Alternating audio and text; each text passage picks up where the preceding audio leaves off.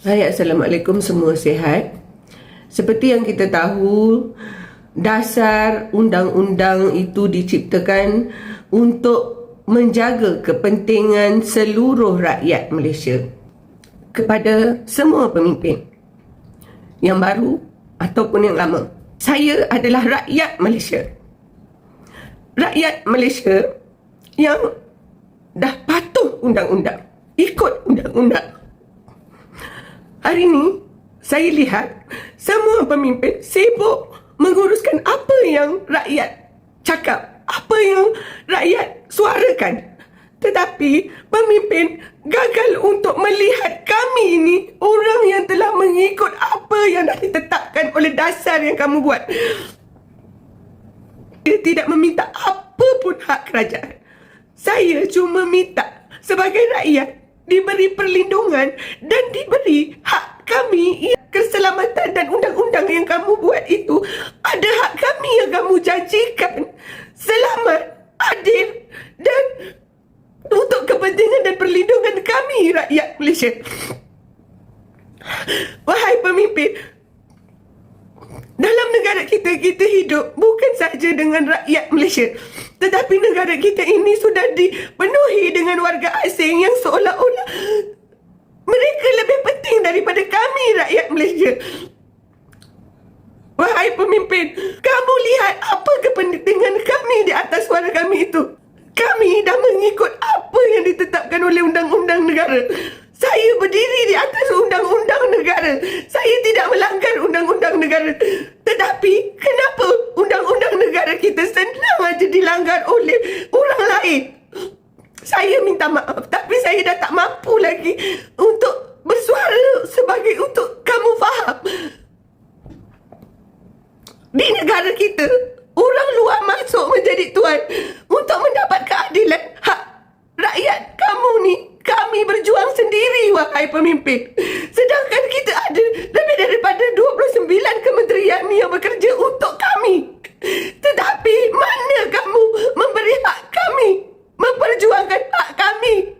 Saya ibu, saya isteri, saya juga anak, saya juga rakyat Malaysia yang mempunyai hak di atas undang-undang yang kamu ciptakan, wahai pemimpin. Kalau di luar, kami ada menteri luar pun tak nampak kami ada perwakilan konsulat di luar negara. Di luar negara itu, konsulat menolak hak itu diberikan kepada saya. Hak saya meminta hak saya dengan anak saya. Saya tidak meminta hak kerajaan, tapi saya meminta atas dasar undang-undang yang telah diciptakan oleh negara kepada kami rakyat Malaysia. Kami macam mana nak meneruskan kehidupan dalam tekanan yang serba-serbi tekanan, wahai pemimpin? PMX, semua orang, Fahmi Fazil, kau nampak apa yang ada dekat media?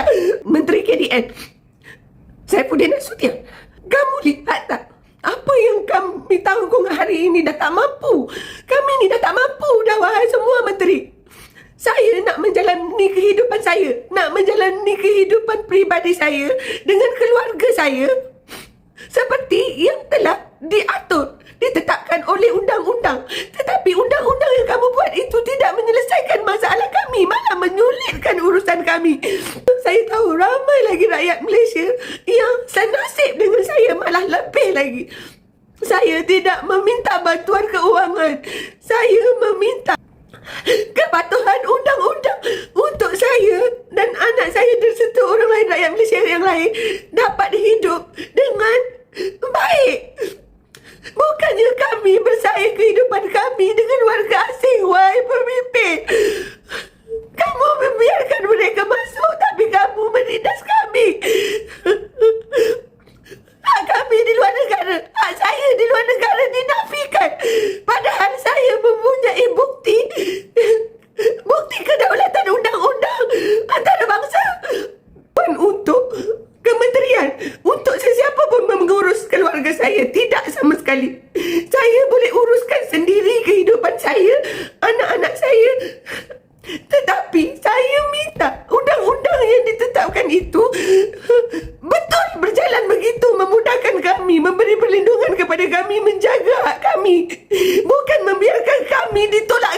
ditolak ke sini seperti bola, wahai pemimpin. Kamu membiarkan warga asing masuk ke negara kita, menindas semua kami ni sebagai rakyat Malaysia. Sedangkan di negara mereka, kami tak diberi pun hak kami seperti mana negara ini memberi hak itu kepada negara lain.